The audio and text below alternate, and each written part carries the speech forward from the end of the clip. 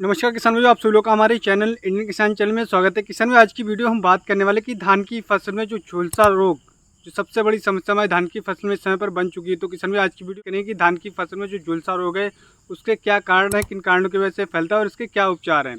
तो इसके लिए आप इस वीडियो को पूरा अंत तक देखते हैं, जैसे कि इसे हम BLV रोग भी बोलते हैं, यानी कि बैक्टीरियल लीफ ब्लाइट। तो इस रोग की समस्या हमारे किसान भाई को आ रही है, तो इसको हम किस प्रकार से ख़त्म कर सकते हो। अगर आपकी धान की फसल में ऐसी समस्या आ गई है तो आप इसको किस प्रकार से ख़त्म कर सकते हैं। क्या यदि आप हमारे चैनल पर नए हैं तो कृपया करके हमारे चैनल को सब्सक्राइब कर लें, जिससे जो हमारे आने वाले अन्य काफ़ी ज्ञानवर्धक वीडियो के आपको नोटिफिकेशन मिलते रहे और आप काफ़ी ज्ञानवर्धक वीडियो देखते रहें। किसान भाई, आइएगा हम शुरू करते हैं कि आज की वीडियो सबसे बड़ी जो समस्या हमारे किसान भाइयों के कमेंट और सवाल आ रहे थे, फ़ोन आ रहे थे कि जो समस्या इस समय पर चल रही है वो BLV की समस्या बहुत ज़्यादा चल रही है, जिसे हम झुलसा रोग भी बोलते हैं।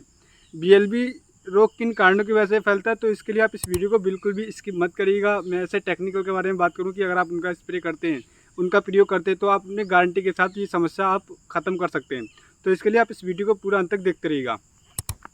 किसान भाई, सबसे पहले हम बात करते हैं BLV धान का जो रोग है उनमें एक प्रमुख रोग बन चुका है, क्योंकि ये 2-3 साल से लगातार ही फैल रहा है। इससे पहले ये समस्या बिल्कुल नहीं थी हमारी धान की फसल पे, लेकिन इस समय पर जो 2-3 साल जो बीते हैं, इन समय पर ये बहुत ही अधिक हमारी धान की फसल पे ये अटैक करता है, जिससे जो हमारे काफ़ी किसानों की धान की फसल बर्बाद हो चुकी है। तो इसको हम किस प्रकार से ख़त्म कर सकते हो, इसके लिए आप इस वीडियो को इसकी बिल्कुल मत करिएगा।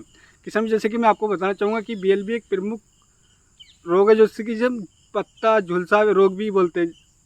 और किसान में ये किन कारणों की वजह से फैलता है, मैं आपको बताने वाला हूँ कि इन क्यों फैलता है, किन कारणों की वजह से फैलता है। तो आप इस वीडियो को इसकी बिल्कुल मत करिएगा।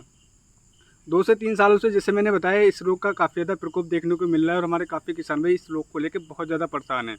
तो अब बात करते हैं कि क्यों फैलता है। किसान भाई, मैं आपको बताना चाहूँगा कि मैं बहुत सारी वीडियो में आप लोगों को बताता रहता हूँ, जैसे कि बताता हूँ कि यूरिया का अधिक प्रयोग नहीं करना है।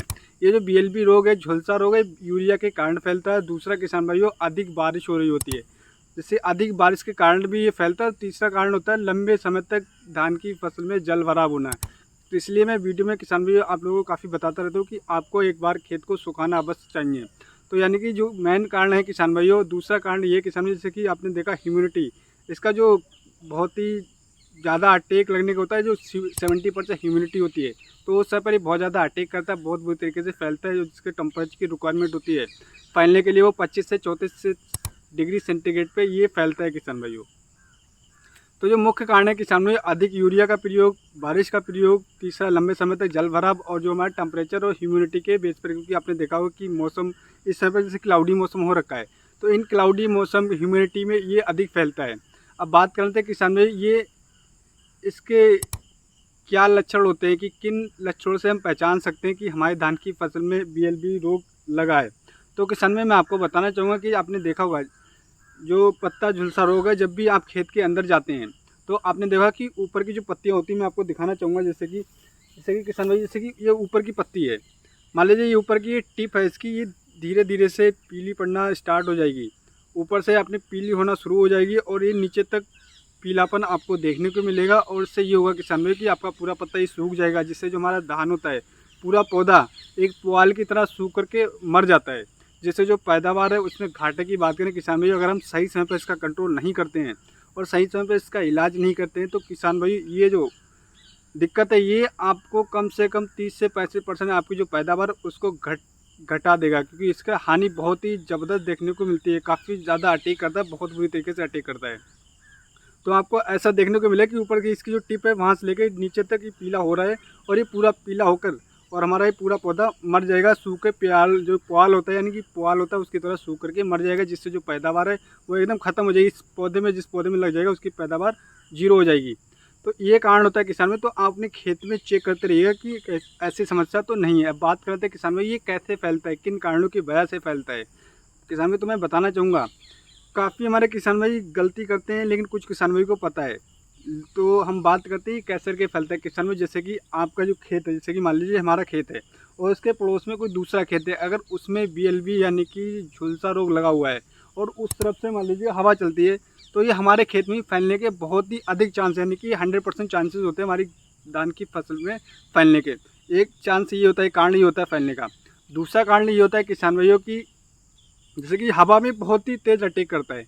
और तीसरा कांड किसान भाई ये कोरोना की तरह कार्य करता है। जैसे कि आपने देखा कोरोना छुआछूत बीमारी होती है, वैसे ही ये कार्य करता है। जैसे कि मान लीजिएगा कोई आवारा पशु है और किसी जो रोगग्रस्त फसल में घुस गया, जैसे वहाँ पर बीएलबी का रोगग्रस्त फसल थी वो वहाँ पे घुसा हुआ था और उसके बाद में वो आपकी फसल में आके घुस गया, तो ये रोग उस तरीके से भी फैल सकता है। तीसरा कांड किसान में जो लेबर, जैसे कि अगर हम काफ़ी हमारे किसान में लेबर से स्प्रे करवाते हैं, जैसे लेबर ने पहले जिस टंकी से बीएलबी वाले रोग जिस खेत में रोग था उस खेत में स्प्रे करी थी, वही कपड़े पहन के वही टंकी से सेम टाइम पे आपके खेत में भी उसी टाइम पे, जैसे कि सुबह में उसने स्प्रे करी थी मान लीजिएगा किसी बीएलबी रोग यानी कि पत्ती झुलसा रोग वाले खेत में, और बाद यानी कि दोपहर में फिर आपके यहाँ पे करने लग गया वो, और उसने कपड़े चेंज नहीं करते, टंकी चेंज नहीं करी थी, तो ये चांसेस इस तरीके से बढ़ जाते हैं।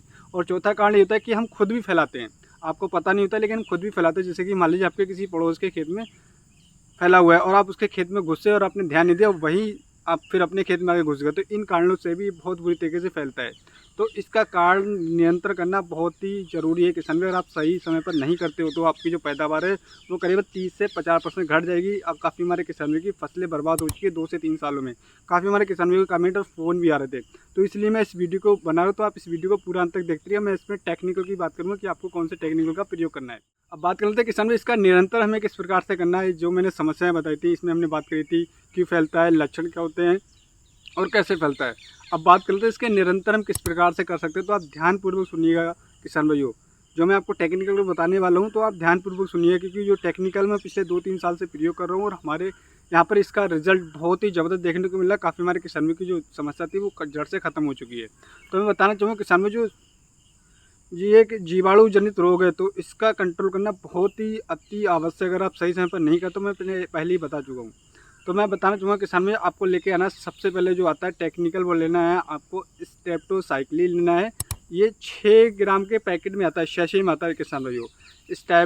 स्ट्रेप्टोसाइक्लिन जो 6-6 ग्राम के 2 पैकेट लेके आना है, और ये 12 ग्राम आपको 1 एकड़ के लिए, किसान भाई जो डोज बता रहा हूँ मैं आपको 1 एकड़ के लिए लेके आना है।